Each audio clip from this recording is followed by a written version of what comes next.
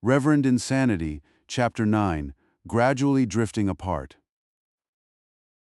The red sun was sinking in the west, though it had not yet disappeared completely. There was still light in the sky, but everything seemed veiled beneath a layer of gray. Through the window, the distant mountains could be seen gradually deepening towards a heavy black. The light in the sitting room was dim. Their uncle and aunt sat in the seats of honor, their faces shrouded in shadow and their expressions difficult to discern. When their uncle, Gu Yue Dong Tu, saw the 2 wine jars Fang Yuan had brought with him, his brows twisted into a knot. Time passes in the blink of an eye. You are both already 15. To think that both of you possess the aptitude to become Gu masters, especially Fang Zheng, your aunt and I are proud of you both. I will give each of you 6 primeval stones. Take them. Refining a Gu worm consumes a great deal of primeval essence. You will need these stones. At his words, a servant came forward and handed each brother a small pouch.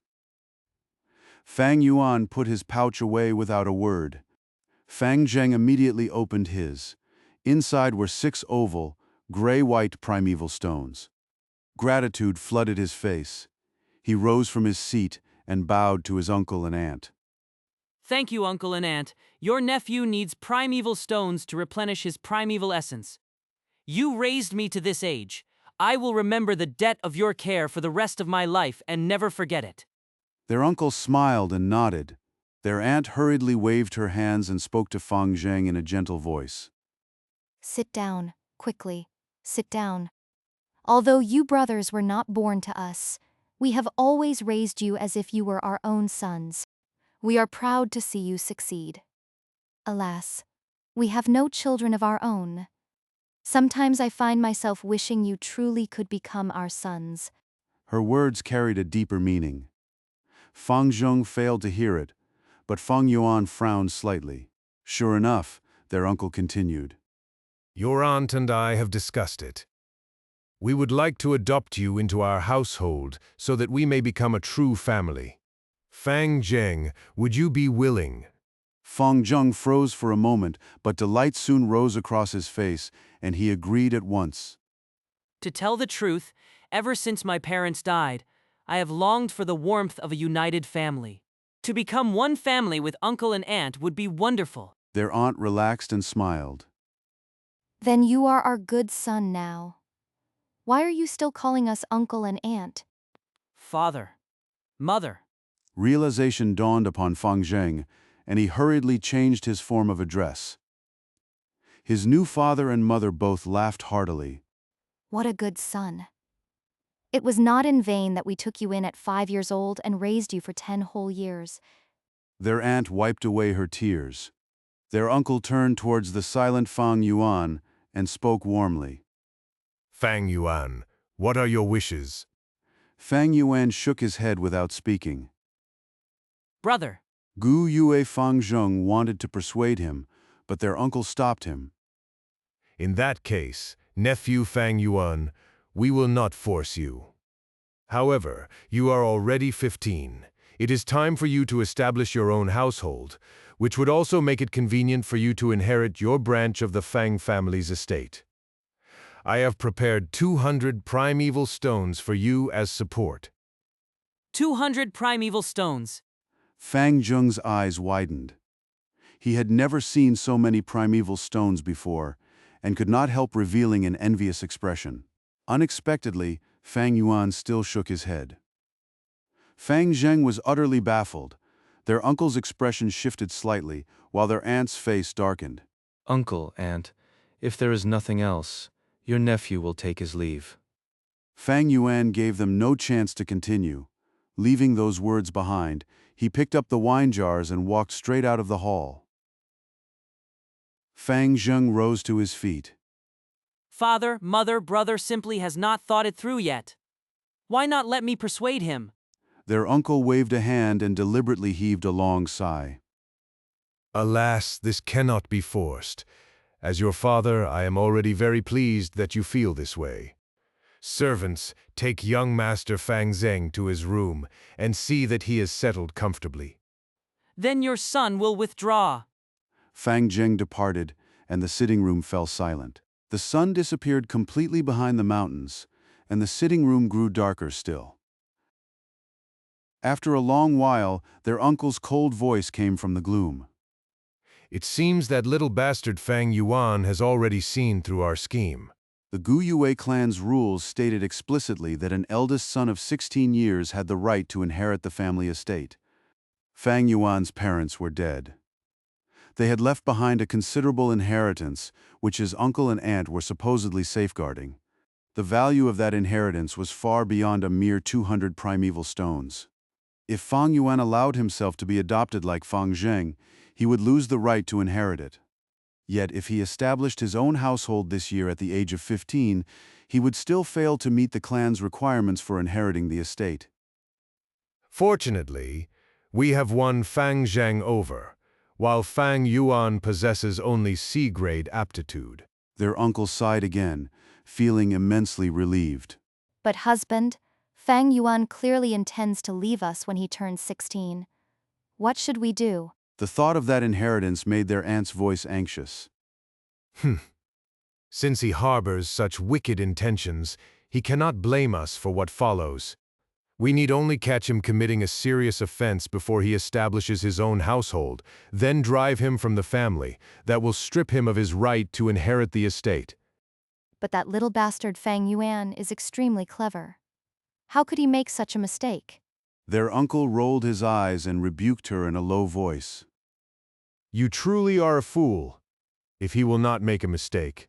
Can we not frame him for one? Have that girl Shen Cui seduce Fang Yuan, then cry out that he is molesting her. We will catch him in the act and accuse him of losing all restraint to drunken lust and behaving like a mad beast. Then how could we possibly fail to drive him out? Husband, you truly have a way. What a brilliant plan. Their aunt was immediately overjoyed. The dense night spread across the sky, while drifting clouds concealed most of the countless stars. One household after another in the mountain village gradually lit its lamps. Gu Yue Fang Zheng was led into a room. Young Master Fang Zheng, the master personally instructed this old servant to prepare this room and set it aside especially for you. Nanny Shen introduced it attentively. She bent at the waist, her face heaped with a fawning smile. Fang Zheng looked around, his eyes shining. The room was twice as large as the one he had occupied before. A broad bed stood in the center. Beside the window sat a sandalwood writing desk furnished with exquisite brushes, ink, paper, and inkstone, while elegant ornaments adorned the surrounding walls. Even the floor beneath his feet was no ordinary timber, but covered by a soft, handmade carpet. Fang Zheng had never lived in such a room in all his life. He nodded repeatedly. This is wonderful. It truly is excellent. Thank you, Nanny Shen. Nanny Shen was their aunt's most trusted attendant. She managed every servant in the household and was its steward in all but name. Fang Yuan's personal maid, Shen Cui, was her daughter. Nanny Shen chuckled. How could this servant presume to accept your thanks, young master? It is only what I should do, only what I should do. Please eat well and sleep soundly. If you want anything, simply ring the bell beside the bed, and a servant will come at once to await your orders. The master has instructed that, for the next few days, you are to devote yourself entirely to cultivation. Leave every other trivial matter to us servants. Gratitude once again surged through Fang Zheng's heart. He said nothing more, but silently made a firm resolution. This time, I must take first place. I will not disappoint father and mother. The clouds in the sky grew ever heavier, deepening the night still further. Almost every star had vanished behind their veil. Only a few remained, flickering with feeble light as they struggled in the heavens. Uncle and aunt must be discussing how to drive me from the family by now. In my previous life, they secretly incited a servant to provoke me, then framed me and finally expelled me. I wonder what will change in this life. Fang Yuan walked along the street, sneering ceaselessly in his heart. He had long since seen his uncle and aunt's true faces clearly. yet he could understand them as well. People die for wealth as birds die for food. Whether on earth or in this world, there will always be so many people willing to trample kinship, friendship, and love for the sake of profit. In truth, familial affection did not exist at all. When uncle and aunt first took Fang Zheng and me in, their true purpose was to seize our inheritance. It was merely that we brothers repeatedly exceeded their expectations. The beginning of all things is difficult, and for me it is harder still. I possess neither exceptional aptitude nor a mentor's guidance. It is the same as starting from nothing. My parents' inheritance could be called a great springboard for me. In my previous life, uncle and aunt stole it, causing me to waste 2 whole years before reaching the peak of rank 1. In this life, I cannot make the same mistake again. Fang Yuan continued walking as he considered these matters. He did not remain at his residence. Carrying the 2 jars of wine, he headed directly towards the edge of the village. The night sky grew increasingly overcast. Dark clouds smothered the starlight, and the mountain wind howled, steadily gathering strength. A mountain storm is coming. But I must continue searching. To reclaim my parents' inheritance, I must wait until I turn 16 next year. The flower wine monk's inheritance, however, may fall into my hands in the near future. There were very few people on the streets. Dim light spilled from the houses along the roadside. Scraps of household refuse, fallen leaves and dust were swept up by the wind and sent tumbling at random. Fang Yuan's thin clothing offered little protection against the mountain wind, and he could not help feeling a chill. He simply opened one of the wine jars and took a small sip. Although it was unfiltered wine, warmth rose through him after he swallowed. This was the first time in the past few days that he had truly drunk any wine. The farther he went from the village, the sparser the roadside houses became, and the dimmer their lights grew. Ahead, the darkness lay thick and heavy. The wind pressed against the mountain forest. Branches swayed through the night, roaring like a horde of wild beasts. Fang Yuan's steps did not hesitate in the slightest. He passed through the village gate and walked farther and farther away along the dark road. Behind him blazed the brilliant lights of 10,000 homes. Within those lights was one warm corner. His younger brother, Gu Yue Fang Zheng, sat at the writing desk, reviewing the notes he had taken in class. The lamps inside the room shone brightly, and the solid walls kept out the cold wind. A cup of warm ginseng tea stood beside his hand, thin tendrils of steam curling upwards. Young Master Fang Zheng, the hot water for your bath is ready. Shen Cui's soft voice came from outside the door. Fang Zheng's heart stirred. Then bring it in. Shen Cui entered the room, an enticing smile on her face and a sway in her hips. This servant greets young Master Fang Zheng. She gazed at Fang Zheng with flirtation filling her eyes. Fang Yuan possessed only C-grade aptitude, while Fang Zheng possessed A-grade aptitude.